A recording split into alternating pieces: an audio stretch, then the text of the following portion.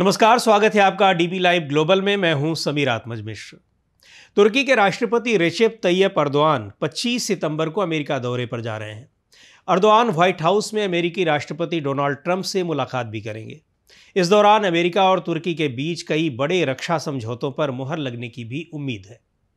Erdogan की America यात्रा और ट्रंप के साथ उनके रिश्ते इसलिए अहम हो जाते हैं क्योंकि जिन तमाम देशों के साथ अमेरिका के रिश्ते बहुत अच्छे हैं, तुर्की के रिश्ते उन देशों से बेहद खराब।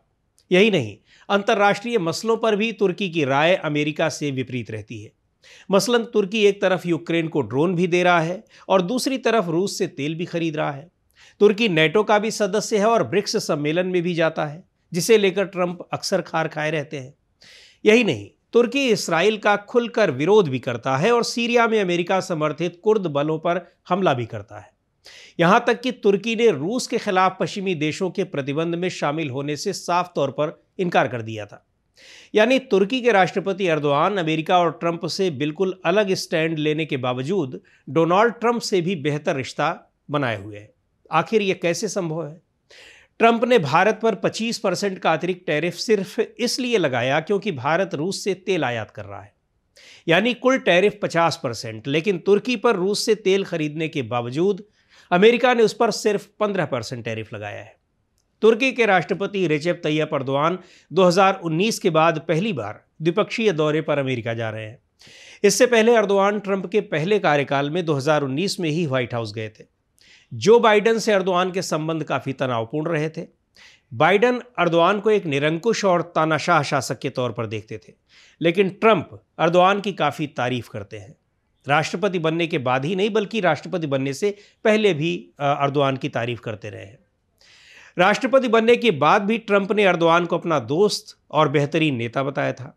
हालांकि ट्रंप तारीफ तो प्रधानमंत्री मोदी की भी करते हैं और अपना दोस्त बताते हैं, लेकिन भारत के हितों पर जिस तरह से ट्रंप लगातार चोट पहुंचा रहे हैं, मोदी ट्रंप की ये कथित दोस्ती उस चोट को रोकने में नाकाम रही है।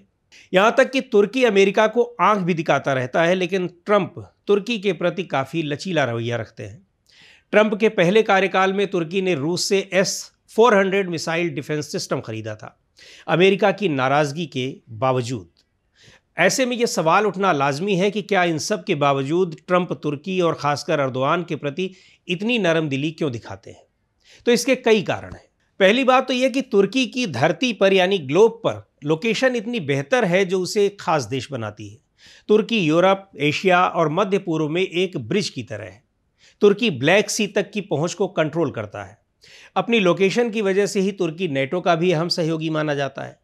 तुर्की की लोकेशन की वजह से ही नेटो भी उसकी उपेक्षा नहीं कर पाता है और अर्दोआन की तमाम तरह की मनमानी भी नेटो को बर्दाश्त करनी पड़ती है। यदि ट्रंप को भारत की तरफ से भी नाराज़गी और नुकसान का डर होता तो भारत पर भी 50% का टैरिफ न लगता। चीन भी रूस से तेल खरीद रहा है, लेकिन उसके खिलाफ भी कोई एक्शन लेने से पहले ट्रंप 100 बार सोचते हैं। दूसरी बात यह कि नेटो में तुर्की की अहमियत सिर्फ उसकी खास लोकेशन की वजह से ही नहीं है, बल्कि तुर्की के पास एक बड़ी सेना भी है। यदि रूस के खिलाफ पश्चिमी देश एकजुट होते हैं तो नेटो में तुर्की की सबसे अहम भूमिका होगी। यही नहीं, ट्रंप के परिवार का इस्तांबुल में कारोबार भी है। तुर्की अज़रबैजान से पाइपलाइन के जरिए इसराइल में तेल सप्लाई भी करता रहा है और इसराइल की आलोचना भी करता है। अर्दोआन किसी की नहीं सुनते हैं और हाल के वर्षों में हर मुश्किल को मैनेज करने में भी सफल रहे हैं। सीरिया में बशर अल असद की सरकार उनके लिए समस्या ज़रूर थी, लेकिन अब वो भी ख़त्म हो गई है। तुर्की की लोकेशन की वजह से उसके लिए यह भी संभव है कि जब पश्चिमी देश और अमेरिका उससे दूरी बनाते हैं तो तुर्की रूस और इस्लामिक देशों से दोस्ती बढ़ाने लगता है। अर्दोआन भी ऐसा ही कर रहे हैं। अर्दोआन के साथ एक उपलब्धि यह भी है कि सत्ता में रहने के दौरान उन्होंने खुद को भी काफ़ी मजबूत किया है और तुर्की को भी।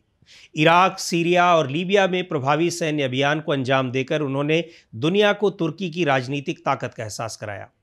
जहां तुर्की राजनयिक ताकत बनने में नाकाम रहा, वहां सैन्य ताकत ने उसकी भरपाई कर दी। 2021 में एक दिलचस्प वाकया हुआ। सितंबर के महीने में अर्दोआन न्यूयॉर्क में संयुक्त राष्ट्र की आम सभा को संबोधित करने गए थे। अर्दोआन तत्कालीन अमेरिकी राष्ट्रपति जो बाइडन से मिलना चाहते थे, लेकिन बाइडन ने मुलाकात नहीं की। अर्दोआन तुरंत रूस के राष्ट्रपति व्लादिमीर पुतिन से मिलने चले गए थे। दरअसल तुर्की के पास चौतरफा बैलेंसिंग मैकेनिज्म है।